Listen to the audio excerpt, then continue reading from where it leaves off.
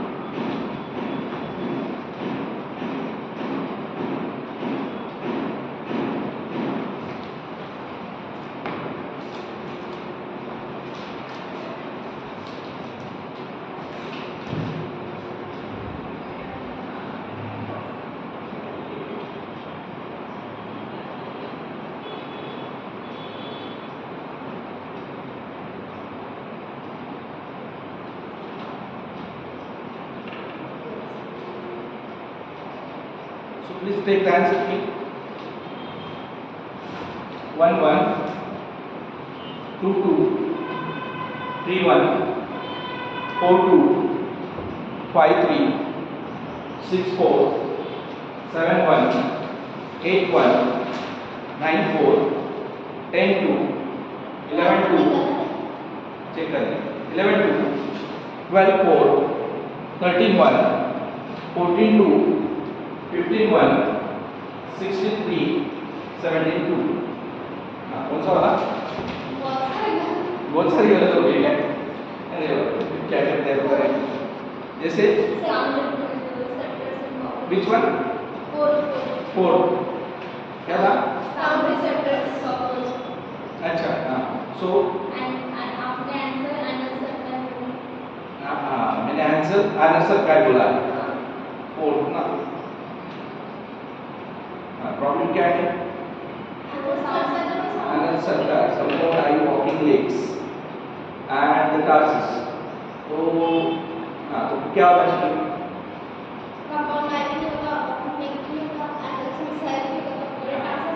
So vibrations सिर्फ detect करेंगे, जो वाइब्रेशंस होंगे वो डिटेक्ट करेंगे, इसीलिए उन्होंने आंसर का पॉपुलेशन में यूज होता है, ऑब्वियस है, लेकिन वो वाइब्रेशन डिटेक्ट करने का भी काम करते हैं, तो इसीलिए वो जो आंसर है वो करेक्ट है आंसर का। और क्या गलत हो गया? कौन सा वाला? 6 से फिर से बताओ। 6 4 7 1 8 1 9 4 10 2 बस 7 नंबर का 7 in both sexes which segment bears the pair of jointed filamental structure called as an ancestor. सही। लास्ट सेगमेंट तक 12 तो आने से रहा, 8 और 9 सेगमेंट तो जेनेटल पाउच बनाएगा, तो ऑब्वियसली 10 पे ही मैंने बोला भी था वो काउडल स्टाइल्स और आनंसर साइड्स होते वो 10 सेगमेंट्स में प्रेजेंट होते हैं ऐसा।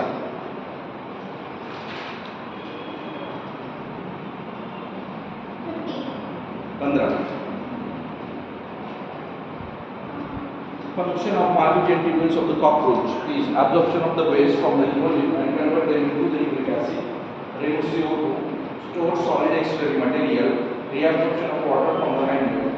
So obviously one वो तो कॉलम करेगा। वाटर का क्या लेना देना यहाँ पे? एक्सिलरी पार्ट है ना, Malpighian tubule in the axillary part. फिर वाटर और एक्सक्रीशन का क्या लेना देना? एक्सक्रीशन मतलब निकालना है, नाइट्रोजन वेस्ट को रिमूव करना है, दैट इज एक्सक्रीशन। और डन।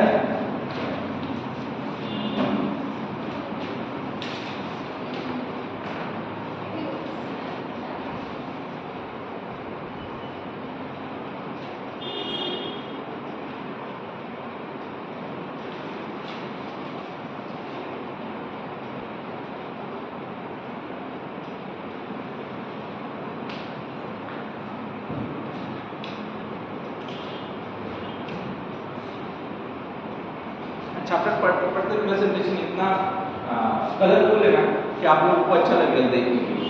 फिर मूवी वगैरह देख रहे ऐसा लगेगा आप लोगों को। तो हम स्टार्ट कर रहे हैं चैप्टर ऑर्गेनिज्म एंड पॉपुलेशन। अभी हम लोग जब एक चैप्टर पढ़ रहे थे just before this, structural organization. Structural organization में हम लोगों ने देखा कि जो लेवल ऑफ ऑर्गेनाइजेशन होता है वो डिफरेंट होता है।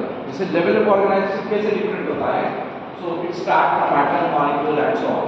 सही, एटम मॉलिक्यूल हो गया, फिर आप लोगों का सेल ऑर्गेनेली बनेगा, सेल ऑर्गेनेली से आप लोगों का सेल बनेगा, सेल से आपका टिश्यू बनेगा, टिश्यू से आपका ऑर्गन बनेगा, ऑर्गन से आपका ऑर्गन सिस्टम बनेगा और ऑर्गन सिस्टम से ऑर्गेनिज्म बनेगा। यहाँ पे शुरुआती ऑर्गेनिज्म से, यहाँ पे शुरुआत जो है वही हम ऑर्गेनिज्म से देखने वाले हैं। तो सबसे पहली चीज यूनिट का नाम है इकोलॉजी। यूनिट का नाम है ecology. What is mean by ecology, वो पहले देख लेंगे कि इकोलॉजी किसको बोलना चाहिए। So what is ecology?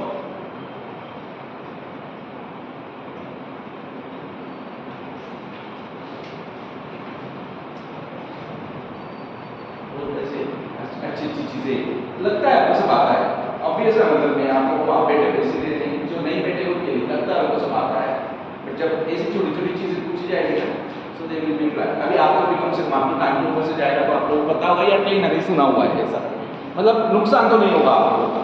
Ecology, ecology मतलब क्या? ये वर्ड आया है ऑइकोस से। ऑइकोस, ऑइकोस का मतलब होता है होम। होम क्या होता है? होम। एंड लॉजी आप लोगों को पता है इट इज स्टडी। तो अभी हम ये तो नहीं बोल सकते कि स्टडी ऑफ होम, लेकिन ये वर्ड इस तरह से लिया गया है कि भाई जिस तरीके से घर में अलग अलग चीजें इंटरैक्ट करती रहती है, मतलब घर किसको बोला जाएगा? घर ऐसी चीजों को बोला जाएगा जहाँ पे लिविंग और नॉन लिविंग ऑब्जेक्ट्स एक दूसरे के साथ इंटरैक्ट कर रहे हैं। तो उसको जैसे हम लोग इकोलॉजी बोलेंगे, या उसकी स्टडी को जैसे हम लोग इकोलॉजी बोलेंगे, उसी तरह से जब organism and abiotic environment एक दूसरे के साथ इंटरैक्ट करेंगे, उसकी स्टडी को बोला जाता है इकोलॉजी। तो सिर्फ ऑर्गेनिज्म और बायोटिक फैक्टर्स, मतलब क्या बायोटिक और बायोटिक फैक्टर्स के बीच में ही इंटरैक्शन क्या? तो नहीं। तो interaction between the biotic and biotic factors, biotic और बायोटिक फैक्टर्स के बीच में जब भी इंटरैक्शन हो रहा है उसको भी हम इकोलॉजी बोलेंगे। जैसे हमारा बिहेवियर कैसा है, हम लोग ऑब्वियसली टेम्परेचर के साथ हमारा एक रिलेशन है। अभी जो रिलेशन है वो ये है कि बहुत ज़्यादा गर्मी है इसीलिए मैं छाव में रह गई नहीं। This is an interaction with the environment, सही है। लेकिन जब ठंडी है तो मैं उसी टेम्परेचर को ढूंढते बैठता हूँ, मैं छाव से उस टेम्परेचर में मतलब धूप में जाने की कोशिश करता हूँ। सो that will be the interaction between the environment, मतलब अबायोटिक क्या है? टेम्परेचर अबायोटिक फैक्टर है, हम क्या है? लिविंग है। तो हम बायोटिक फैक्टर जब अबायोटिक फैक्टर के साथ इंटरैक्ट कर रहे हैं उसको इकोलॉजी कहेंगे। उसको क्या कहेंगे? इकोलॉजी कहेंगे। द टर्म और the proper definition of the term ecology was given by P P Odum, Eugene Odum. किसने दिया है? यूजीनी ओडम ने प्रॉपर डेफिनेशन और टर्म जो है वो दिया था। इक्वियोडम करके एक साइंटिस्ट थे, इकोलॉजिस्ट थे, जिन्होंने ये टर्म दिया था इकोलॉजी। इकोलॉजी आप लोग देखोगे तो फादर ऑफ इकोलॉजी बोला जाता है राइटर को। The writer is the father of ecology. तो फादर ऑफ इकोलॉजी को आप अर्नेस्ट दिया है शायद, बट एक्चुअली अर्नेस्ट दिया है ना? हाँ इंडिया नहीं, वो तो इंडियन फादर ऑफ इकोलॉजी है। तो इंडियन फादर ऑफ इकोलॉजी जो है वो रामदेव है। तो this is a father of ecology, मतलब इंटरनेशनल फादर तो राइटर है, और नेशनल फादर मतलब इंडियन फादर जो है वो रामदेव क्या है उनका मिश्रा रामदेव मिश्रा जो है, तो that will be the Indian father of ecology. Ramdeo का सिर्फ स्पेल देख लेना, it is DEO Ramdeo Mishra. So ये फादर है इंडियन इकोलॉजी के। तो ये कुछ जरूरी नाम है जो आपको इकोलॉजी में याद रखने पड़ेंगे। एक इक्वियोडम सबसे जरूरी नाम। इकोलॉजी यदि शुरू होती है तो वो इक्वियोडम के साथ ही होती है। तो इक्वियोडम, writer and Ramdeo Mishra, these three are the main important scientists which is related to the ecology। अभी यहाँ पर जब हम देख रहे हैं कि इकोलॉजी, तो इकोलॉजी के जो कैरेक्टर्स है, मतलब ecology is the movie and in that movie the main characters are. Ecology में कौन से कैरेक्टर्स आएंगे? तो इकोलॉजी में सबसे पहला कैरेक्टर आता है that will be the single individual or the organism। तो पहला कैरेक्टर क्या है इकोलॉजी में? पहला कैरेक्टर है ऑर्गेनिज्म। दूसरा कैरेक्टर क्या है मूवी का? तो that will be the population। तीसरा कैरेक्टर क्या है? तो वो है मूवी का communities। and the last and the main important character of the movie is the bio। तो ये सारे चार मिलके आपकी इकोलॉजी जो है वो बना रहे हैं। और बायो में आप लोग क्या देखोगे? तो बायो में आप लोग देखोगे बायो से मिलके बहुत अलग अलग बायो से मिलके क्या होने वाला है? So it makes a biosphere. क्या बनाएगा? अलग अलग बायोस। बायोस मतलब क्या? अभी एक साथ देख लेते हैं कि क्या होता है सर। तो ये हो गया ecology and little introduction of the ecology. Ecology क्या होता है? दो तरह की इकोलॉजी आप लोगों को देखने को मिलेगी। पहली जो इकोलॉजी होती है वो होती है हॉर्टिकोलॉजी,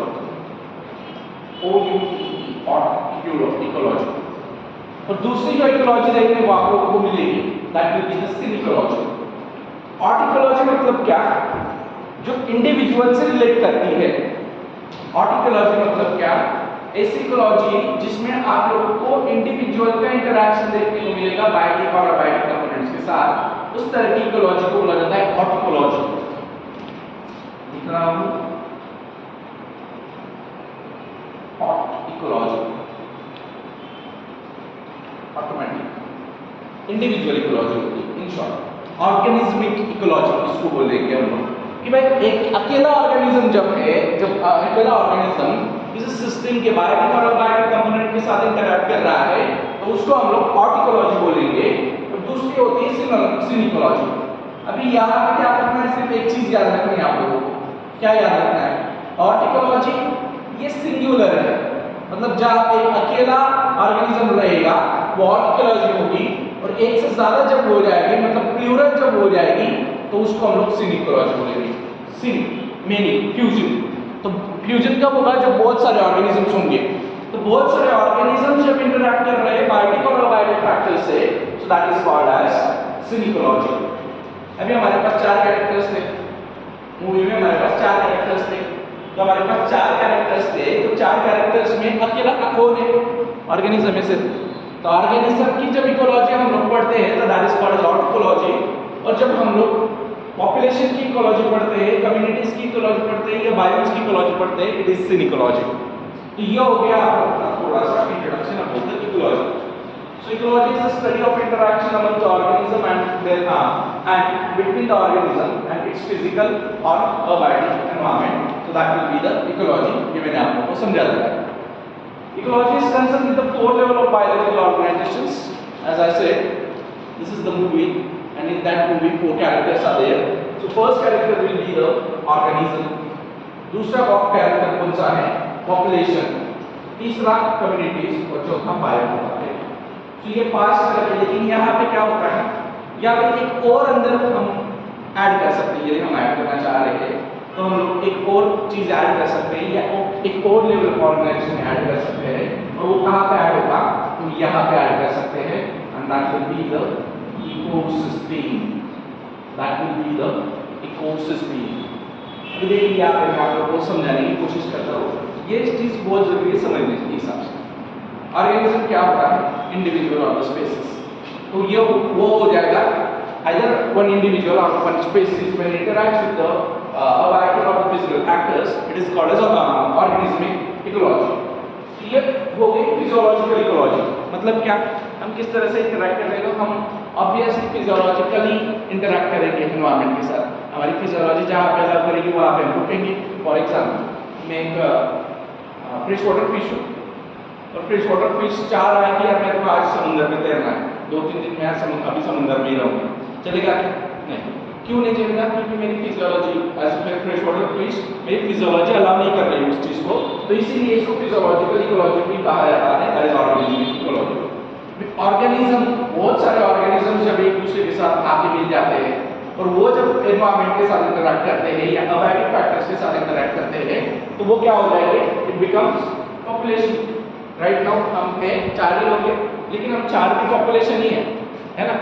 अकेला जब मैं यहाँ पे खड़ा देखे तुम लोगों को पढ़ा, मतलब किसी को नहीं पढ़ा रहा हूँ लेकिन इसके सामने पढ़ा रहा हूँ, तो फिर वो क्या हो जाएगा, वो ऑर्गेनिज्मिक हो जाएगा। लेकिन अभी हम पॉपुलेशन है, एंड एज अ पॉपुलेशन हम लोग क्या कर रहे हैं, पढ़ रहे हैं, तो ये पॉपुलेशन इकोलॉजी हो गया। सो एक से ज़्यादा जब नंबर बढ़ जाएगा, इंडिविजुअल एक से ज़्यादा जब हो जाएगा, तो वो पॉपुलेशन रहेगा। सो that will be the biological organization, that is population biological organization। Third one is the communities. अभी क्या हुआ, हम भी है, चूहे भी है, बिल्लियाँ भी है, डॉग्स भी है, प्लांट्स भी है, everything microorganisms are there. We are interacting with each other, we are interacting with each other, we are interacting with the physical environment. जब अलग अलग तरह का पॉपुलेशन इंटरैक्ट कर रहा है एक दूसरे के साथ भी, और उसके साथ साथ अबाइडिंग फैक्टर्स के साथ भी, तो उसको हम लोग क्या कहेंगे, कम्युनिटी इकोलॉजी। उसको क्या कहेंगे, कम्युनिटी इकोलॉजी। और फिर बहुत सारे कम्युनिटीज बनके, बहुत सारे कम्युनिटीज एक दूसरे के साथ जब आ रहे हैं, तो ये कम्युनिटी, बहुत सारे पॉपुलेशन जब आ गए, तो उन्होंने क्या बोला, उन्होंने क्या बनाया, कम्युनिटीज बनाया। कम्युनिटीज जब एक दूसरे के साथ आके, मतलब कैसे, जैसे कि टेरेस्ट्रियल में सारे कम्युनिटीज एक दूसरे के साथ आ जाए, पॉपुलेशन का अभी कम्युनिटीज आए, कम्युनिटीज आने के बाद उन्होंने नॉर्मल इकोसिस्टम फॉर्म करेंगे, they will form the ecosystem, और फिर अलग अलग इकोसिस्टम्स एक दूसरे के साथ कंबाइन होके बायोम्स फॉर्म करेंगे, और अलग अलग बायोम्स कंबाइन होके एक दूसरे के साथ कंबाइन होके they will form the biosphere. अभी इसमें ध्यान क्या रखना है, जैसे मैंने आप लोगों को बोला अलग अलग पॉपुलेशंस आए, कौन से पॉपुलेशन से, ये बोला मैंने, अलग अलग डिफरेंट टाइप्स ऑफ पॉपुलेशंस आए, और उन्होंने वो कंबाइन करके क्या बना दी, उन्होंने कम्युनिटीज बना दी। अभी कम्युनिटी जब बनी हुई है, ये कम्युनिटी, ये वाली एक कम्युनिटी आ गई, जैसे कि हम लोग कंसिडर करेंगे टेरेस्ट्रियल कम्युनिटी, जैसे कि हम लोग कंसिडर करेंगे एक्वाटिक कम्युनिटी, जैसे कि हम लोग कंसिडर करेंगे डेजर्ट कम्युनिटी, या फिर हम लोग यहाँ पे डेजर्ट निकाल देते हैं, हम लोग कंसिडर करेंगे aquatic, terrestrial and micro community, micro organism community. ये 3 कम्युनिटी बनके क्या बना दिया, इकोसिस्टम बना दिया। इसने क्या बना दिया, इकोसिस्टम बना दिया। फिर ये इकोसिस्टम, जैसे कि अभी हमारे पास कौन सी इकोसिस्टम है, टेरेस्ट्रियल इकोसिस्टम है, टेरेस्ट्रियल इकोसिस्टम है, टेरेस्ट्रियल के साथ साथ हमारे पास डेजर्ट इकोसिस्टम है, डेजर्ट के साथ मतलब डेजर्ट के टाइप पे एक्वाटिक इकोसिस्टम है। तो ये अलग अलग इकोसिस्टम, या फिर हमारे पास दैट विल बी कौन सी इकोसिस्टम लेंगे आप लोग, ग्रासलैंड इकोसिस्टम है। ये सारे इकोसिस्टम्स मिलके क्या बन गए, बायोम बन गए। एक क्या बन गया, बायोम बन गया। और बायोम मतलब, अभी बायोम क्या होते हैं, बायोम मतलब मैंने आपको क्या बताया, देखिए कम्युनिटीज क्या होती है ये बताया, पॉपुलेशन क्या होता है ये बताया, बायोम्स क्या होते हैं ये बता रहा हूँ। बायोम्स अलग अलग तरह के बायोम्स आप लोग को देखने को मिल सकते हैं, जैसे कि एक बायोम आप लोग देख सकते हो टुंड्रा, दूसरा बायोम आप लोग देख सकते हो अल्पाइन, तीसरा बायोम आप लोग देख सकते हो डेजर्ट, चौथा बायोम आप लोग देख सकते हो रेन फॉरेस्ट, पांचवा बायोम आप लोग देख सकते हो that will be the pre form polar regions. तो ये अलग अलग तरह के बायोम्स आप लोगों को देखने को मिलेंगे। ये सारे स्ट्रक्चर मतलब अर्थ पे के ऊपर आप लोगों को अलग अलग बायोम्स देखने को मिलेंगे, कहीं पे टेम्परेचर से जुड़ेगी या जरूरी जैसे नीचे कंटिन्यूअस, वो एक बाइम हो जाएगा आप लोगों का पोलर जिसको हम बोलेंगे, ठीक है। तो वो अल्पाइन में आप लोगों को देखने को मिल जाएगा जहाँ पे 2 साल से ज़्यादा 0 डिग्री से नीचे 0 या 0 डिग्री से कंप्लीटली फ्रोजन है। प्रीमेफ्रॉस्ट दिया हुआ है, बात है कि एक वर्ड दिया गया है प्रीमेफ्रॉस्ट। तो प्रीमेफ्रॉस्ट क्या है? बायो है।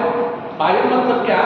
अब प्रीमेफ्रॉस्ट क्यों कहा गया है? प्रीमेफ्रॉस्ट का मतलब ये है कि जहाँ पे टेम्परेचर 0 डिग्री से लेके 0 डिग्री या 0 डिग्री से नीचे है, बट कितने देर के लिए? कम से कम 2 साल के लिए इतना टेम्परेचर होना ही चाहिए। मतलब उसमें क्या होगा? उसमें 2 साल कम से कम आइस जमनी चाहिए। वैसे रीजंस को हमने प्रीमेफ्रॉस्ट कहा है। That will be the bio. कहाँ मिलेगा? ये इसके नीचे ही मिल जाएगा तेरे को, ये डायग्राम के नीचे। हाँ, तो ये हो गया। फिर आप लोग यदि बात कर रहे हैं डेजर्ट, तो वहाँ पे जो एम्बिएंट टेम्परेचर आप लोगों को मिलेगा वो ऑलमोस्ट अराउंड 25 to 35 डिग्री के बीच में मिलेगा। तो वो हो जाएगा डेजर्ट एम्बिएंट टेम्परेचर बोल रहा हूँ मैं, नॉर्मल टेम्परेचर नहीं बोल रहा हूँ। तो नॉर्मल टेम्परेचर तो फिर सुबह वो मतलब इन द मॉर्निंग या फिर आफ्टर द इवनिंग वो टेम्परेचर सडनली ड्रॉप डाउन होता है और एट द डे टाइम वो सडनली अप हो जाता है। तो वो टेम्परेचर अलग रखेगा। डेजर्ट में हमारा दिमाग ऐसा चलता है कि डेजर्ट में तो कम से कम 50 डिग्री सेल्सियस टेम्परेचर होना चाहिए, तब उसको डेजर्ट कहेंगे। और सर तो बोल रहे 25 से 35, दोनों का मिक्सिंग करके हमने टेम्परेचर को प्रेजेंट किया है। तो ये हो गया। तो ये बायोम्स होंगे। जैसे हम लोग मेघालय में हम लोगों को क्या देखने को मिल रहा है? हम लोगों को रेंज ऑफ फॉरेस्ट देखने को मिल रहा है, कंटिन्यूअसली बारिश होती रहती है। तो उसको वो एक तरह का बायोम है। तो ऐसे अलग अलग चीजें आप लोगों को देखने को मिलती हैं। These are the biomes. तो हमारे पास लेवल ऑफ ऑर्गेनाइजेशन क्या है according to the ecology? That is organismic level, population level, communities level and the biome level. तो इतना समझ में आया है? तो हाँ बोलिए, नहीं है तो फिर आगे बढ़ते हैं। समझ में नहीं आया? मैंने बोला वो समझ में नहीं आया। So we are moving towards the organism and its environment. So जब बात कर रहे हैं ऑर्गेनिज्मिक इकोलॉजी के बारे में, that is called as physiological ecology. Physiological ecology, that is ecology at organismic level. मैंने आप लोगों को ऑलरेडी बता दिया है कि हम लोगों को यदि सर्वाइव करना है, रिप्रोड्यूस करना है, तो हम लोगों को क्या करना पड़ेगा? उस कंडीशन को अडॉप्ट करना पड़ेगा। यदि हम लोग अडॉप्ट नहीं कर पा रहे हैं, फॉर एग्जांपल मैं ये सोच रहा हूँ कि यार मेरे को as a fresh water fish में ये सोच रहा हूँ कि मेरे को मरीन वाटर में बनना ही है या मरीन वाटर में तैरना ही है, तो मुझे क्या करना पड़ेगा? मेरे को खुद को उसके अकॉर्डिंगली अडॉप्ट करना पड़ेगा। जब मैं अडॉप्ट करूँगा तब वहाँ पे सर्वाइव करूँगा, और मैं जब वहाँ पे सर्वाइव करूँगा तभी जाकर मेरे रिप्रोडक्शन के ब्रीडिंग के चांसेस बनेंगे, अदरवाइज नहीं बनेंगे, क्योंकि ब्रीडिंग से पहले हम लोग निकल लेंगे यदि हम अडॉप्ट नहीं कर रहे हैं। So this is called as physiological ecology. For example ये अफ्रीकन जो लोग हैं, अफ्रीकन से अच्छा है हम थोड़े से यूरोपियन कंट्रीज में चले जाते हैं। यूरोपियन कंट्रीज वाले लोगों को ना आदत नहीं होती इतने टेम्परेचर, तो वो कम टेम्परेचर में नॉर्मली सर्वाइव करते हैं। तो ये इन लोगों को यदि हम लोगों ने वो अफ्रीकन कंट्रीज में डाल दिया ज़्यादा समय के लिए, वो सर्वाइव नहीं कर पाएंगे क्योंकि वो अडॉप्ट नहीं करते। तो उनको पहले उसको धीरे धीरे स्लोली अडॉप्ट करना पड़ेगा। जैसे फॉर एग्जाम्पल हमारे इंडिया में 2 तरह के लोग होते हैं। 2 तरह के लोग मतलब क्या? एक ऐसे लोग जो ऐसे स्कार्फ आउट कर सकते हैं और एक ऐसे लोग जो ऐसे स्कार्फ आउट नहीं कर सकते। अभी जो ऐसे स्कार्फ आउट करने वाले लोग होते हैं ना, उनको थोड़ा सा धूप में, अभी ये वाली धूप में खड़ा कर दीजिए 15-20 मिनट के लिए। दे विल बी लाइक कि तो मैं मर जाऊंगा। ऐसी चीज आप लोग को, आप भी यदि बैठे हो अभी कंफर्टेबल इन एसी कैबिन और सडनली आप लोग बोलते हो चलो कोई मेहमान आया है तो चलो यार कोई जूस पी के आ जाते हैं। जैसे ही आप ऑफिस से बाहर निकलोगे, हाँ अरे वाह, फिर तो खतरनाक है, फिर तुम लोग तो सही बात है। जैसे ही बाहर निकलते हो देन फिर हमको पता चलता है कि यार अभी हमारा सर्वाइवल जो है वो उसके ऊपर क्वेश्चन मार्क है, क्योंकि हम इतने धूप में सर्वाइव नहीं कर सकते हैं। तो ये जो चीज़ है this is called as physiological ecology. Physiological ecology is the organismic ecology first of all. And organismic ecology में ऑर्गेनिज्म को क्या करना पड़ेगा? ऑर्गेनिज्म को उसके एनवायरनमेंट के अकॉर्डिंगली अडॉप्ट करना पड़ेगा, और जब वो अडॉप्ट होगा तो वो रिप्रोड्यूस हो सकता है। तो ये सारी चीज़ें उसके सर्वाइवल के लिए जरूरी है, and that will be the organismic ecology. आपके पास कुछ एग्जांपल्स हैं। ये बंदा इधर ही रह सकता है और कहीं पे सर्वाइव नहीं कर सकता, या वो नहीं, क्योंकि वो अडॉप्ट हो चुका है। पोलर बियर जो है वो अडॉप्ट हो चुका है, कैमल जो है वो अडॉप्ट हो चुका है, कैक्टस जो है वो अडॉप्ट हो चुका है। तो ये सारे जो भी हमिंग बर्ड है वो, अभी इसका एक चक्कर क्या है हमिंग बर्ड, आप लोगों को पता है कि क्यों यहाँ पे एग्जाम्पल दिया है ऑर्गेनिज्मिक इकोलॉजी में। ये ऐसा बर्ड है ना, छोटा होता है, सबसे स्मॉलेस्ट ऑफ द बर्ड है फर्स्ट ऑफ ऑल, है ना, स्मॉलेस्ट ऑफ द बर्ड है। और ये एक चीज के लिए अडैप्टेड है कि ये नेक्टर जो सब करता है वो स्मॉल फ्लावर से सब करता है, वो लार्ज फ्लावर को विजिट नहीं करता है, क्योंकि लार्ज फ्लावर को विजिट करने वाले बहुत से कॉम्पिटिटर्स हैं। तो लार्ज फ्लावर को विजिट करेंगे तो फिर उसको कोई नेक्टर नहीं मिलेगा और उसको ना ही कोई आने देगा। अभी यहाँ पे कौन आता है उसका कॉम्पिटिटर, उसके कॉम्पिटिटर यहाँ पे बीज, उसके कॉम्पिटिटर यहाँ पे बटरफ्लाई। ये क्या करेगा पता है क्या, इसमें उससे ज़्यादा पावर है, तो ये उनके पास बीज या बटरफ्लाई को आने नहीं देगा। तो दूसरी चीज़ ये कंटिन्यूअस फ्लाई करते हैं, ये एडाप्टेशन है, क्योंकि क्यों, ये छोटे फ्लावर्स पे लैंड नहीं कर सकता, यदि वो छोटे फ्लावर पे लैंड करने गया तो फ्लावर गिर जाएगा। तो उसने अडैप्ट क्या कि भाई मैं कंटिन्यूअसली फ्लाइंग करता रहूँगा, फ्लाइंग करते करते नेक्टर सब करूँगा, दैट मींस द एडाप्टेशन। और इसीलिए इस बर्ड को उसका फूड मिल रहा है, दैट मींस और फूड मिलेगा तो वो क्या हो जाएगा, सर्वाइव हो जाएगा, that will be the adaptation. तो ये क्या है, ये डेजर्ट, देखिए तो डेजर्ट क्या है, उसकी भी नहीं है मोस्ट प्रॉब्लम।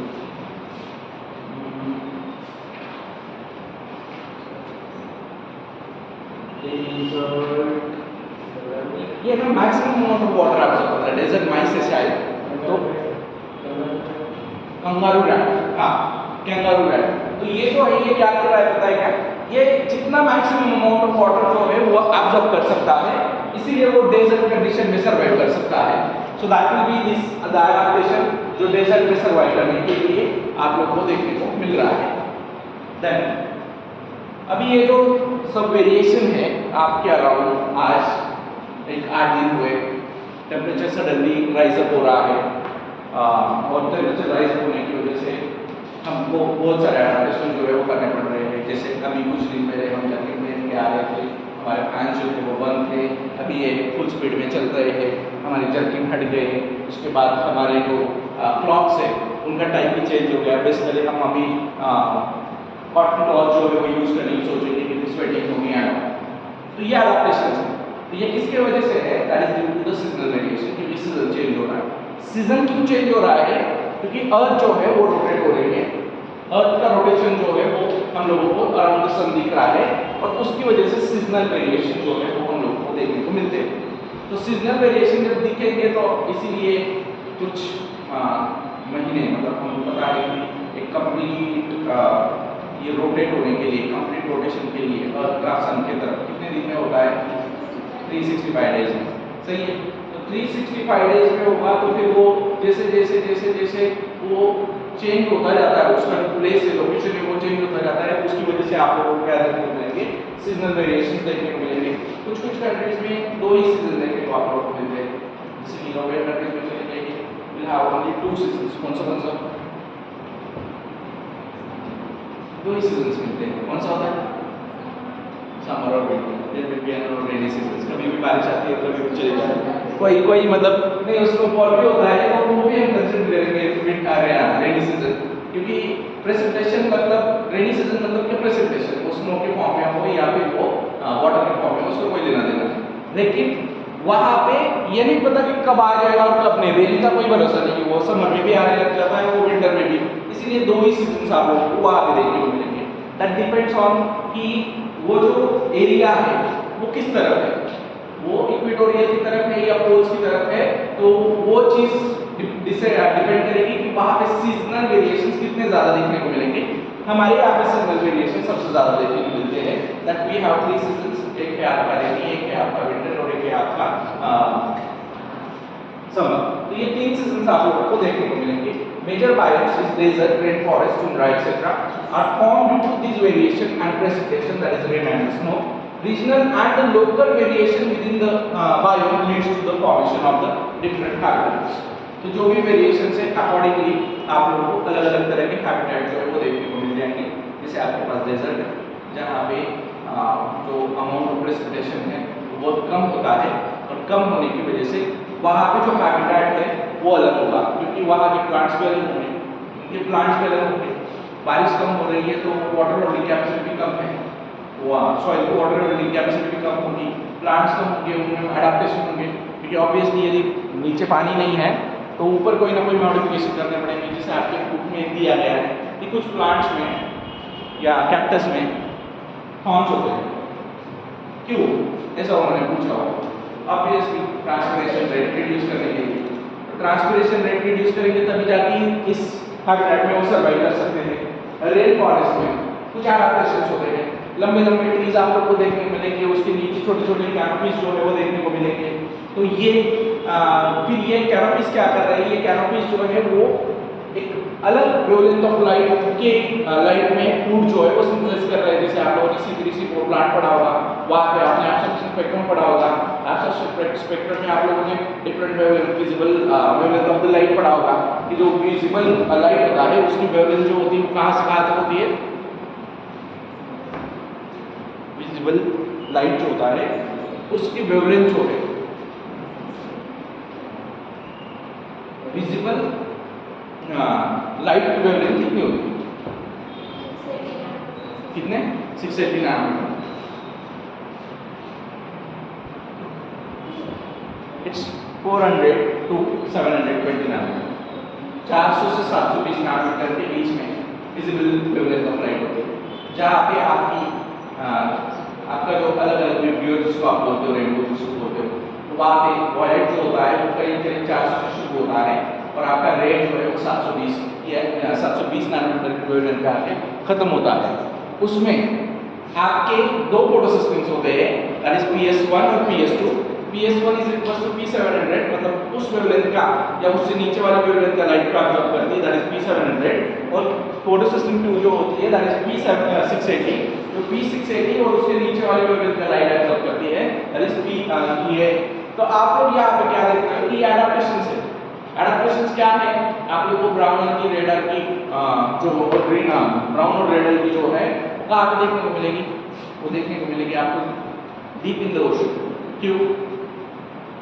क्योंकि बाकी जो लाइट है, द अमाउंट ऑफ लाइट जो है वो ऊपर वाले प्लांट्स ने एब्जॉर्ब कर लिया, जो सबमर्ज प्लांट्स थे उन्होंने एब्जॉर्ब कर लिया, जो बच गया वो नीचे गया, फिर उन्होंने उसको यूटिलाइज करना शुरू किया।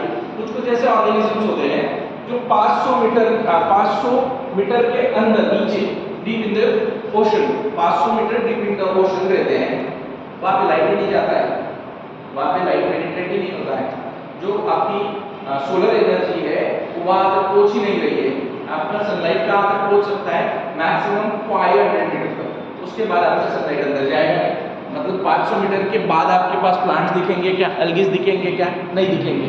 फिर 500 मीटर के नीचे भी तो ऑर्गेनिजम्स रहते हैं, तो जैसे ऑर्गेनिजम्स हैं जो 500 मीटर अंदर भी रहते हैं, तो उसको फिर खाने के लिए कुछ चाहिए, कहाँ से लेगा, उसका सोर्स ऑफ एनर्जी क्या होगा। और पूछा है तो what is the source of energy for this organism there which survived deep in the greater than 500 metre deep in the ocean. तो उनकी एनर्जी का सोर्स क्या होगा, वो तो जाते ही नहीं ना 500 के नीचे, क्यों जाए, वो खाना ही नहीं नीचे, उनको पता है। दूसरे ऑर्गेनिज्म को ये पता है कि भाई प्लांट जो है वो 500 मीटर के नीचे है नहीं, जहाँ तक प्लांट है वहाँ तक ऑर्गेनिज्म जाएंगे, एनिमल्स जाएंगे, और प्लांट तो जा ही नहीं सकते क्योंकि वो तो है ही नहीं नीचे।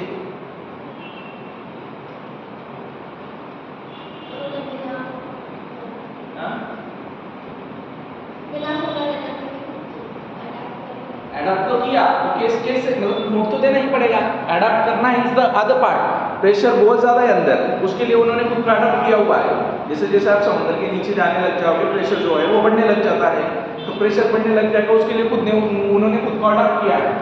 खाना भी तो चाहिए एडाप्ट करने के लिए, तो खाना क्या है, उनका सबसे इम्पोर्टेंट खाना जो है वो है जो डेड वेल्स होते हैं। डेड वेल्स में इतना बायोलॉजिकल मैटर होता है कि जब वो मरती है तो वो डायरेक्ट जाके वो थोड़ी समुद्र के इस पे सरफेस पे रहेगी, वो तो नीचे मर के वो नीचे चली जाएगी, तो सारा फूड जो है वो वहाँ पे चला जाता है। जो बायोलॉजिकली डिजॉल्व फूड होता है वो नीचे चला जाएगा, लाइक स्नो जैसे गिरता है तो स्नो की तरह ये बायोलॉजिकल और ऑर्गेनिक मैटर जो होता है तो वो नीचे जाएगा और वो वहाँ पे डिपॉजिट होगा। तो ये मैटर और वेल्थ ये दोनों चीज़ें क्या कर रही है, उनके खाने के लिए सपोर्ट कर रही है और इस तरह से ये खुद को खाना प्रोवाइड कर रहे हैं। तो ये हर एक तरह का एडाप्टेशन आपको नेचर में जो है वो मिल जाएगा। So that will be the तो इस तरह से according to the different variations will have a different biomes, like there is a red forest, tundra, and that will be the thermal vents. तो ये अलग अलग तरह के एडाप्टेशन बायोम जो है वो आप लोगों को according to the seasonal variation जो है वो मिल जाते हैं। So biome distribution with respect to the ambient temperature and the precipitation, जहाँ पे मतलब कितना टेम्परेचर होना चाहिए, वहाँ पे किस तरह का बायोम देखने को मिलेगा, वहाँ पे प्रेसिपिटेशन कितना होना चाहिए तो किस तरह का बायोम देखने को मिलेगा।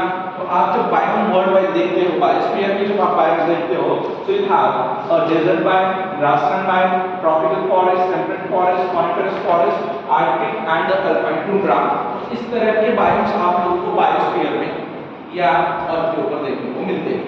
जैसे फॉर एग्जांपल इसको यदि हम लोगों को थोड़ा सा डिस्कस करना है इस पार्ट को, हम इस पार्ट को 1 घंटे तक डिस्कस कर सकते हैं यदि चाहे, ठीक है।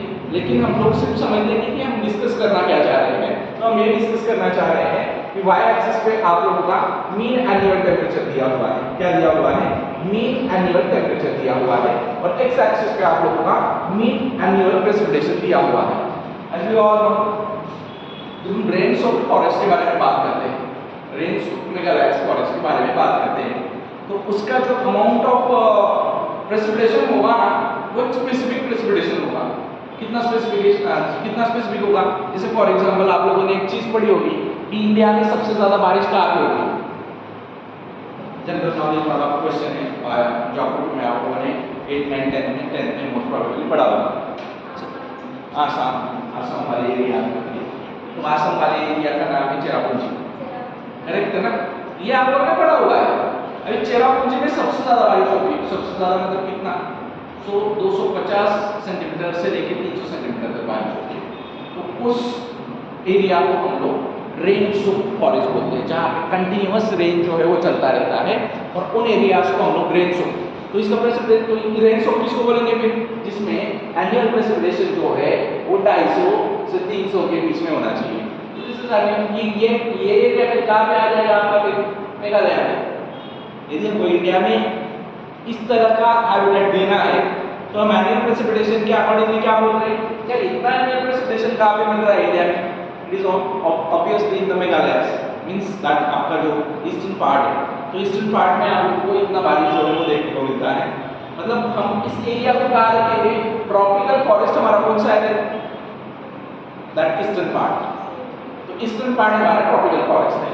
अभी हम लोग यदि हम कंसिडर करें खुद को, हम जहाँ पे रहते हैं, महाराष्ट्र में रहते हैं, हम पश्चिम महाराष्ट्र में रहते हैं, तो पश्चिम महाराष्ट्र का यदि आप लोग एनुअल प्रेसिपिटेशन देखोगे तो annual precipitation will be 150 to 200, इतना एनुअल प्रेसिपिटेशन रहता है। सॉरी 100 to 200 इतना एनुअल प्रेसिपिटेशन रहता है। तो अभी 100 to 200 निकालेंगे तो ये 100 है और ये 200 है। इसमें हम लोग समझ में आ रहा है? Either we will be in the grassland, either we will be in the coniferous, but the problem is that कि ये कहाँ पे डिसाइड होगा? ये आपके एनुअल टेम्परेचर में डिसाइड होगा। Temperate and coniferous forest. अभी ये टेम्परेट और ये कॉनिफरस इसके ऊपर डिसाइड होगा, इट विल बी डिसाइड होगा एनुअल टेम्परेचर रेंज, क्योंकि दोनों में अमाउंट ऑफ प्रेसिपिटेशन सेम है। तो अभी यहाँ पे यदि हमारा एनुअल टेम्परेचर जो है वो 0 से 10 डिग्री सेल्सियस में है तो हम कॉनिफरस में आएंगे, लेकिन हमारा एनुअल टेम्परेचर 0 to 10 तो होता नहीं है। तो 10 से ऊपर यदि निकल जा रहे हैं हम लोग, 10 से 20 के बीच में यदि जा रहे हैं, तो we will in the grassland. तो हम लोग कहाँ पे आ गए? ग्रासलैंड में आ गए। तो ऐसी जहाँ पे आपका annual temperature, mean annual temperature और मीन एनुअल प्रेसिपिटेशन जहाँ पे कोरिलेट हो जाए वो आपका एरिया।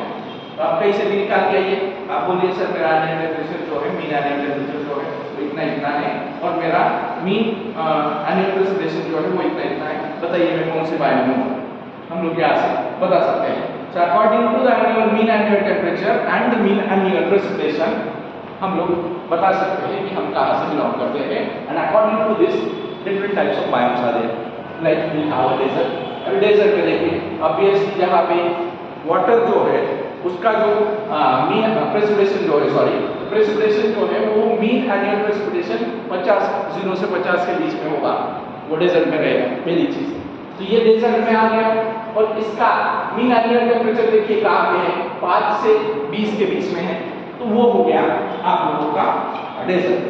समझ में आ गया, कोई दिक्कत नहीं है। तो ये हो गया आप लोगों का कि भाई किस तरह से biomes on the basis of the seasonal variations distribute किए गए हैं।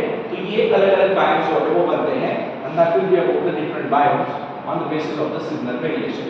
अभी आप लोग देखोगे तो यहाँ पे लाइफ कहाँ पे एग्जिस्ट कर सकती है, तो लाइफ एग्जिस्ट कर सकती है अलग-अलग जगह पे, कहीं पे भी एग्जिस्ट कर सकती है। जैसे कि ऑब्वियसली डेजर्ट में लाइफ एग्जिस्ट होती है, भले वहाँ का टेम्परेचर सडनली अप हो जाता है, सडनली डाउन हो जाता है, लेकिन हम वहाँ पे देखेंगे तो आप लोगों को लाइफ जो है वो एग्जिस्टेड है। ऐसा नहीं है कि राजस्थान में लोग नहीं रहते, राजस्थान में भी लोग रहते, राजस्थान में भी एनिमल्स रहते, राजस्थान में भी प्लांट्स रहते, भले वो अलग तरीके के हैं, उनकी एडाप्टेशन अलग-अलग है, लेकिन वो है रेन सोक में वाला फॉरेस्ट में भी आप लोगों को एनिमल्स देखने को मिल जाएंगे, कंटिन्यूअस बारिश हो रही है, जहाँ पे पानी की कुछ कमी नहीं है, लेकिन तो भी कुछ एनिमल्स जो होते हैं वो क्या कर रहे हैं, वो ज़्यादा अभी ये एनिमल्स को इधर डालते हैं तो टेंशन में आएंगे, इतना पानी उनको आदत नहीं होगी पानी की, तो शायद मर जाएंगे वहाँ। तो ये एनिमल्स को इधर डाल दिया और ये एनिमल्स को उधर डाल दिया, तो दोनों के दोनों मर जाएंगे। तो ये अडैप्टेड है for this condition, that is range of forest के लिए अडैप्टेड है। Deep ocean trenches, deep ocean के अंदर, जैसे मैंने अभी आपको बोला कि greater than 500 metre deep in the ocean कुछ ऑर्गेनिज्म जो है वो रहते हैं, उनके खुद के कुछ एडाप्टेशन है। वो एक एडाप्टेशन है कि वो प्रेशर को खुद को प्रेशर के लिए अडैप्ट कर रहे हैं, पहला एडाप्टेशन उनका ये है। दूसरा एडाप्टेशन उनको सोलर एनर्जी, जो सेलेस्टियल एनर्जी है हमारे वर्ल्ड में, अर्थ में वो एनर्जी नहीं मिल रही है, स्टिल दे सर्वाइव। वो कैसे सर्वाइव हो रहा है, तो वो इस तरीके से सर्वाइव हो रहा है जैसे मैंने आप लोगों को बताया। टॉरेंशियल स्ट्रीम इतना फास्ट, आप लोग यदि कभी गए होंगे नर्मदा वगैरह के यहाँ, महाराष्ट्र की नर्मदा में, वो आपने देखा होगा instead of Narmada in the MP, Narmada river का फ्लो इतना होता है कि वहाँ कुछ नहीं रुक सकता। उस टॉरेंशियल स्ट्रीम्स में भी, फास्ट रनिंग स्ट्रीम्स में भी आप लोगों को हैबिटेट जो है वो ऑर्गेनिज्म जो है वो देखने को मिल जाते हैं। सो टॉरेंशियल स्ट्रीम्स में भी आप लोगों को ऑर्गेनिज्म जो है वो देखने को मिल जाएंगे, प्रीमेटोर्स, नोलाडन, पोलरिजन्स, जहाँ पे कंटिन्यूअसली टेम्परेचर 0 या 0 से नीचे है, ऑलमोस्ट अराउंड -35 डिग्री सेल्सियस पे for at least for last 2 years, उसको हम लोग बोलते हैं प्रीमेट फॉरेस्ट। तो प्रीमेट फॉरेस्ट में आप लोगों को क्या देखने को मिल जाएगा, ये लाइफ आप लोगों को देखने को मिल जाती है। बस ये ऑर्गेनिजम्स उनके अकॉर्डिंगली अडैप्टेड होते हैं, उनके ऊपर आप लोगों को क्या देखने को मिल जाएगा, उनके ऊपर आप लोगों को वाइट फैट्स जो है उसका डिपोजिशन देखने को मिल जाएगा, मतलब इंसुलेशन जो है वो आप लोगों को वहाँ पे देखने को मिल जाएगा। तो ये जो चीज़ें, उनके हेयर जो होगी, बॉडी हेयर जो होंगे वो बड़े बड़े होंगे, तो उनकी क्लॉ जो होगी वो कम होगी। तो these are the adaptations in these permafrost organisms। High mountain tops पे भी आप लोगों को ऑर्गेनिज्म जो है वो देखने को मिल जाते हैं, जहाँ पे टेम्परेचर जो है वो कम होगा, तो वहाँ पे भी आप लोगों को ऑर्गेनिज्म जो है वो देखने को मिल जाते हैं। थर्मल स्प्रिंग जो होंगे वहाँ पे भी, जहाँ पे टेम्परेचर जो है वो ऑलमोस्ट अराउंड 50 डिग्री सेल्सियस से 100 डिग्री सेल्सियस के आसपास होता है, वहाँ पे भी आप लोगों को थर्मल स्प्रिंग्स में, जैसे सिंपल सा एग्जाम्पल इसका लिया जाए तो ऑर्गेनिज्म है जो नॉर्मली उस टेम्परेचर में रहता है जो टेम्परेचर में हम लोग सर्वाइव नहीं कर सकते हैं, almost around 70 to 80 degree Celsius. इसे आपने आप लोगों ने पढ़ा हुआ पॉलीमरेज चेन रिएक्शन में थर्मोफिलस एक्टिविटीज करके एक ऑर्गेनिज्म है जहाँ से टैग पॉलीमरेज निकाला जाता है, और वो Taq polymerase is resistance to the temperature. तो वो टेम्परेचर से रेजिस्टेंस है, इसीलिए कि वो हाई टेम्परेचर में क्या कर रहा है, वर्क कर रहा है, और वो एक डीएनए के 2 डीएनए बना रहा है, that is thermophilus activities. Compost feeds में भी आप लोगों को ऑर्गेनिज्म जो है वो मिल जाते हैं। कंपोस्ट फीड्स का एक अच्छा एग्जांपल ले लिया जाए गोबर गैस। गोबर गैस में आप लोग क्या देखने को मिल रहा है, अनेरोबिक ऑर्गेनिज्म जो है वो सर्वाइव हो रहे हैं, और उसकी वजह से गैस जो है वो बन रहा है। तो आप कहीं चले जाइए, आप लोगों को डाइवर्सिटी हैबिटेट जो है वो देखने को मिलेगा, and that is due to कि वो ऑर्गेनिजम्स, यदि उनको पता है कि भाई मेरे को यहाँ पे रहना है, सो आई हैव टू अडॉप्ट, और यदि हमें अडॉप्ट कर गया तो मैं रिप्रोड्यूस कर सकता हूँ। तो आपको अलग अलग जगह पे ये अलग अलग ऑर्गेनिज्म जो है वो देखने को मिल जाते हैं। सो लाइफ आपको कहीं पे भी, दिस इज बेस्ट एग्जांपल। देखा है कि कभी ये ऐसे ही जानबूझ के डाला हुआ था हमने कुछ साल पहले, जब मैं थोड़ा सा एक्स्ट्रा पढ़ा था। तो मैं अभी भी एक्स्ट्रा पढ़ा था तुम्हारा क्लास हो गया। दिस इज टर्निंग रेट, सुना होगा आपने। इतना खतरनाक ऑर्गेनिज्म है जो स्पेस, जो अभी स्पेस वाले रिसर्च करने वाले जो लोग होते हैं, तो ये इस ऑर्गेनिज्म को सोच रहे हैं कि भाई इसको लेके जाके स्पेस में डाल दें क्या, ये सर्वाइव होगा क्या, क्योंकि ये उसका मेटाबॉलिक रेट 1300 टाइम्स कम कर सकता है, 1300 टाइम्स। ऐसा ऑर्गेनिज्म है जो वैक्यूम में भी जिंदा रह सकता है, ऐसा ऑर्गेनिज्म है जो वैक्यूम में भी जिंदा रह सकता है। तो दिस स्टडी रेट यहाँ पे कि भाई कहाँ पे रह सकते हैं, तो किसी भी ऑर्गेनिज्म जैसे कुछ एनिमल्स है और ये दिख रहा है इतना बड़ा है पिग जैसा, but actually this is microscope, actually this is microscope. 1.1 mm से 0.3 mm इतना ये जो है वो बड़ा दिखता है आप लोगों को, तो दिस इज माइक्रोस्कोपिक, सही। तो ये जो ऑर्गेनिज्म है इसको टर्डिग्रेड कहा जाता है, तो माइक्रोस्कोपिक ऑर्गेनिज्म है, तो ये आप लोग देख सकते हो। तो दिस इज अबाउट कि अलग अलग आपको हैबिटेट में अलग अलग कंडीशंस में एनिमल्स को अडैप्ट करते हैं। बेसिकली ये ऑर्गेनिज्म को यदि आप लोग को in future suppose if you are thinking about the research ना, तो this is the best organism. यदि मैं कोई बताने वाला होता था जिस समय में मैं स्टडीज में था, but tardigrade is the best organism for, तो शायद मैं आज बहुत बड़ी इंस्टीट्यूट में, बहुत बड़ी मतलब नासा जैसे इंस्टीट्यूट में काम कर रहा होता था। टर्डिग्रेड ऐसा ऑर्गेनिज्म है जिसके ऊपर लोग बहुत कम लोग रिसर्च कर रहे हैं, लेकिन ये इतना यूजफुल है दुनिया के लिए। ये एक अमेजिंग ऑर्गेनिज्म है जो आप लोगों को मराइन वाटर में देखने को मिलता है, टर्डिग्रेड। तो बहुत ज़्यादा बात नहीं करूँगा, कभी टाइम मिला तो हम लोग बात करेंगे इसके ऊपर। We are speaking about different biotic and abiotic factors. जब हम बात करते हैं इकोलॉजी की, तो हम ऑब्वियसली हम लोगों को दो चीज़ों के बारे में बात करनी पड़ेगी, one will be the biotic and other one will be the abiotic. अभी जब बायोटिक है तो बायोटिक में हमारे पास बहुत सारी चीज़ें आ जाती हैं, जैसे कि हमारे पास आ जाते हैं पैथोजेंस, हमारे पास आ जाते हैं प्रेडेटर्स, हमारे पास आ जाते हैं पैरासाइट्स, हमारे पास आ जाते हैं कॉम्पिटिटर्स। तो ये सारे बायोटिक में आ जाएंगे, क्योंकि हम फूड मतलब हम किसका पार्ट है, तो हम एक पार्ट है फूड चेन का। तो फूड चेन में सारी चीज़ें आएंगी, आपके प्रेडेटर्स पे आएंगे, आपके पैरासाइट्स पे आएंगे, आपके कॉम्पिटिटर्स पे आएंगे, सारी चीज़ें आ जाएंगी फूड वेब के बारे में या फूड चेन के बारे में बात कर रहे हैं। तो अबायोटिक में क्या क्या आता है? अबायोटिक में 4 इंपॉर्टेंट फैक्टर्स आते हैं। First factor will be yours water, second will be the light, third will be the temperature and fourth will be the soil. इसके साथ हमारा बेसिकली इंटरेक्शन बहुत ज़्यादा होता है। मतलब क्या, हम जहाँ पे रह रहे हैं, हम जहाँ पे सर्वाइव कर रहे हैं, वहाँ पे वाटर अवेलेबिलिटी कितनी है, वहाँ पे टेम्परेचर कैसा है, वहाँ की सॉइल क्वालिटी कैसी है, और वहाँ पे लाइट कितना आता है। अभी ये दोनों फैक्टर्स जो है, this both factors are directly proportional to each other.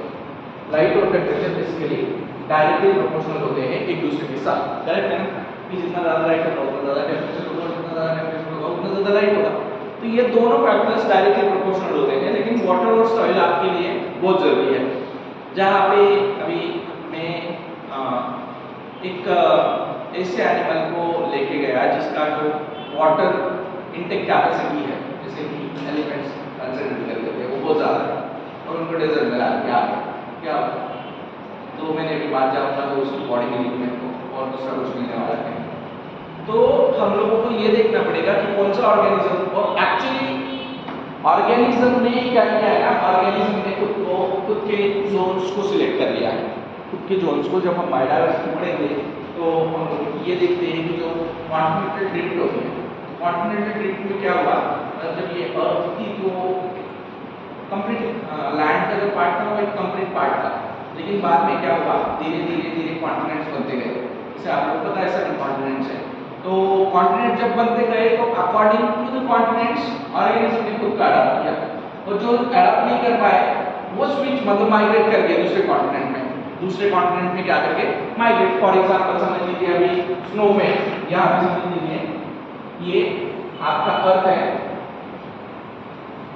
और यहाँ पे स्नो था, ये वाले पार्ट में स्नो था, तो ये वाले पार्ट में स्नो था और ये क्या में यहाँ पे रह गया, और डेजर्ट इस साइड पे है, डेजर्ट जो है वो इस साइड पे है।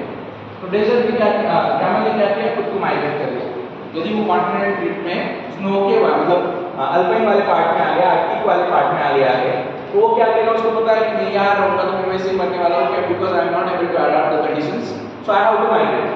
तो उसने उसको खुद को माइग्रेट कर लिया to the desert conditions, either वो मर गया। तो जो माइग्रेट हो गया वो जी गया, जो अडॉप्ट हो गया वो भी जी गया, लेकिन जो ना अडॉप्ट कर पाया ना माइग्रेट कर पाया वो यहाँ पे मर गया। तो इस तरह के से हर एक हैबिटेट में ऐसे ऑर्गेनिजम्स आए जो उस कंडीशंस के लिए बेटर सुटेबल थे। सो that will be the correlation between the habitat of the abiding factors and the binding factors. So abiding factors हमारे पास क्या क्या है? हमारे पास अबाइडिंग फैक्टर्स है water, light, temperature and the soil. The distinct role and the position of the organism in its environment is called as niche. अभी नीचे के बारे में बात करेंगे तो क्या है कि भाई एक सिस्टम है, एक इकोसिस्टम है, एक कम्युनिटी है, एक पॉपुलेशन है, पॉपुलेशन छोड़ दीजिए, लेकिन कम्युनिटी है या इकोसिस्टम है या बायो क्या है? देखिए मैं क्या बोल रहा हूँ, नीचे समझने की कोशिश कीजिए, क्योंकि हम लोग आगे चल के इकोलॉजिकल नीचे पढ़ने वाले हैं। तो एक्चुअली दिस इज नीच, मतलब जब बोला प्रोनाउंसिएशन किया जाता है तो इट्स अ नीच। तो इकोलॉजिकल नीच क्या है? इकोलॉजिकल नीच भाई एक कम्युनिटी में, एक बायो में या एक इकोसिस्टम में एक ऑर्गेनिज्म का क्या रोल है, that is called as the niche. वो कहाँ पे स्टैंड कर रहा है? तो ऑब्वियसली मैं सपोज फॉर एग्जांपल हम लोग यदि फूड चेन के बारे में बात करें तो फूड चेन में एक फूड चेन है आपके पास, जहाँ पे क्या है आपके प्रोड्यूसर्स हैं। प्रोड्यूसर्स क्या कर रहे हैं? प्रोड्यूसर्स फूड प्रोड्यूस कर रहे हैं, उसके बाद कंज्यूमर्स हैं जो कंज्यूम कर रहे हैं उस फूड प्रोड्यूसर्स को। तो कंज्यूमर्स में प्राइमरी होते हैं, सेकेंडरी होते हैं, टर्शियरी होते हैं, टॉप कंज्यूमर होता है, सही है। अभी हम क्या है, हम टॉप कंज्यूमर हैं, हम सबके ऊपर बैठे हुए हैं, या फिर ईगल सबके ऊपर बैठा हुआ है, सही है, या फिर लायन सबके ऊपर बैठा हुआ है, ये टॉप कंज्यूमर्स, समझ में आ रहा? अभी हर एक का एक रोल है। यदि प्रोड्यूसर फूड प्रोड्यूस नहीं करेगा, खत्म, आगे वाली चेन खत्म हो जाएगी। तो वो कहाँ पे स्टैंड कर रहा है उस कम्युनिटी में, वो उस फूड चेन में, उस बायो में, that is called as the niche, that is called as the niche. So the distinct role and the position of the organism in its environment is called as niche. मेरा role क्या है उस community में, उस population में, उस bio में और उस इकोसिस्टम में, दिस इज कॉल्ड एज नीच। तो नीच एक फिजिकल फैक्टर नहीं है, नीच इज अ फंक्शनल फैक्टर। हमारा फंक्शन के अकॉर्डिंगली वो डिसाइड हो रहा है कि हम कहाँ पे स्टैंड करते हैं, and that will be about the ecological और niche. By this each organism tolerate various condition and utilizes various sources. So that will be about the ecological niche. Ecological niche क्या होता है, हम बात कर रहे हैं अबाइडिंग फैक्टर के साथ। पहला अबाइडिंग फैक्टर है हमारे पास टेम्परेचर, दूसरा वाटर, तीसरा लाइट, चौथा soil. According to this, all abiding factors all are needed for the survival and the reproduction of the biotic organisms, the organisms के। टेम्परेचर के बारे में जब बात करते हैं तो कुछ ऑर्गेनिजम्स ऐसे होते हैं जो एक वाइड रेंज ऑफ टेम्परेचर्स को टॉलरेट कर सकते हैं। जैसे हम शुरू करते हैं, यदि हम लोग यदि -10 डिग्री सेल्सियस में भी चल जाए तो हम किसी ना किसी तरीके से सर्वाइव कर सकते हैं। हम हमारी क्लॉथ्स वैसे कर लेते हैं, ये हमारी कैपेसिटीज है, हमारी सिस्टम कॉम्प्लेक्स सिस्टम्स की वजह से हमारी वो कैपेबिलिटीज है कि हम लोग अलग अलग कपड़े पहन सकते हैं और उसकी वजह से हम सर्वाइव कर सकते हैं।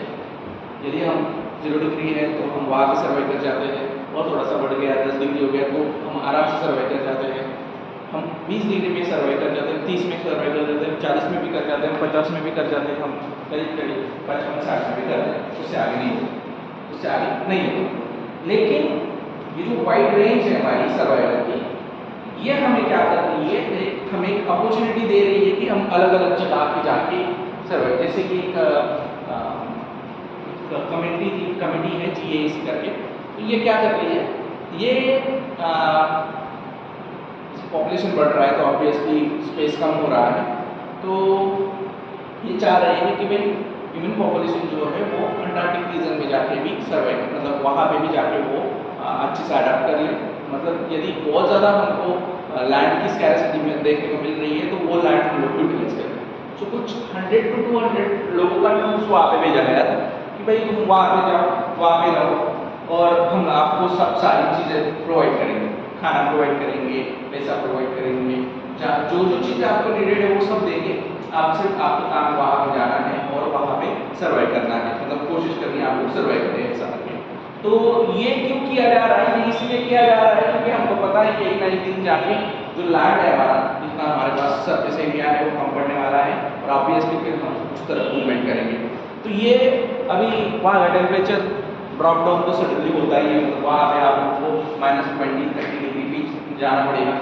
तो हम लोग कहीं पे भी सर्वाइव कर सकते हैं और उसका जितना ज़्यादा जो एग्जाम्पल है वो यही है कि हम लोग आज अंटार्कटिका में जाके भी खुद का अडाप्ट करने की कोशिश कर रहे हैं।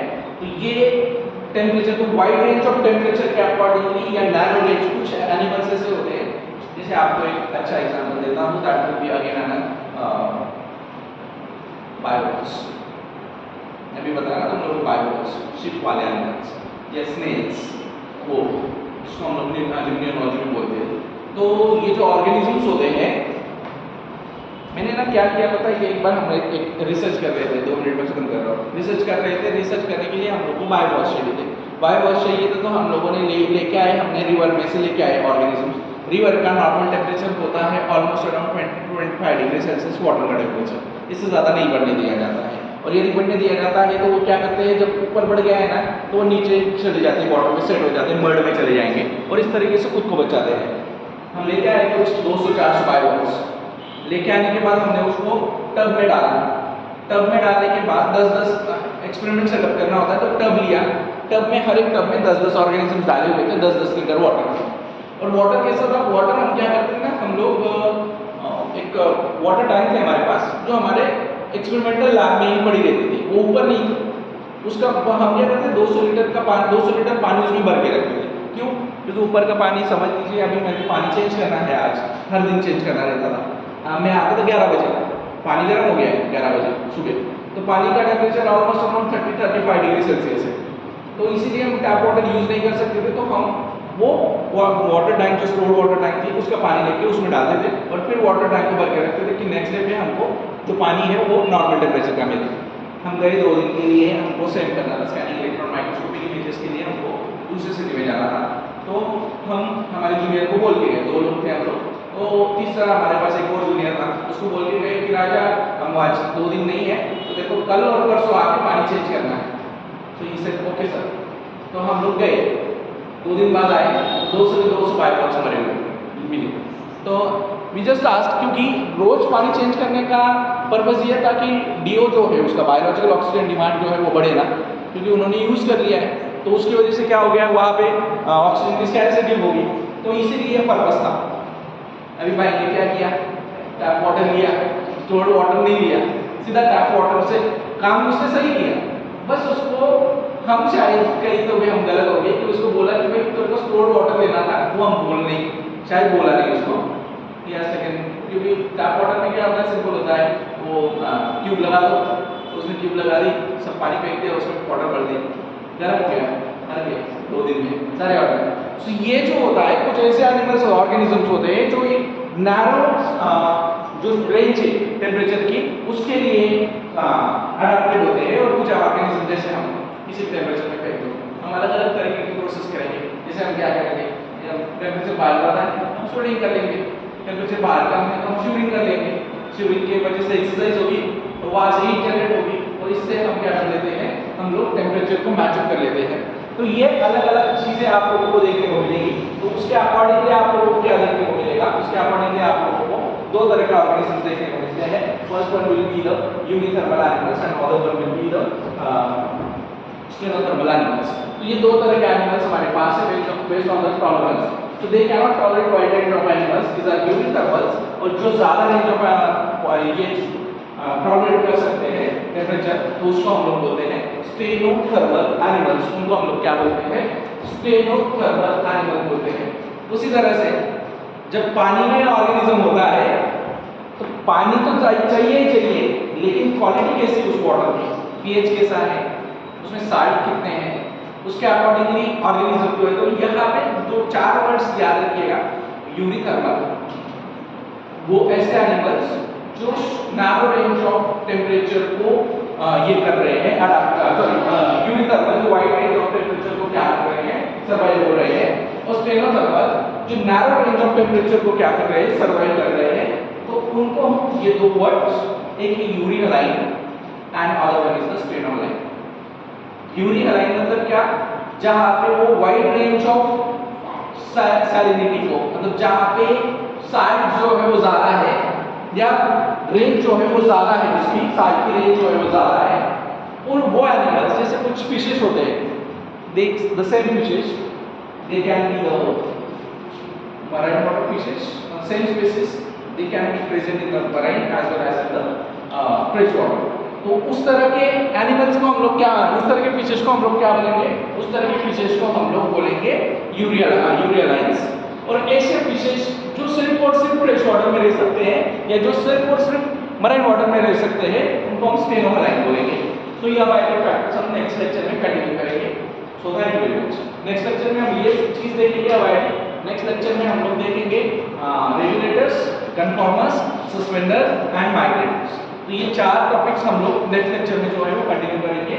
So thank you very much. कितना समझ में आया है? देखिए क्या है, थ्योरेटिकल चीजें हैं, जो जो कंसेप्चुअल है वो मैं बता दे जा रहा हूँ आपको वैसे वैसे।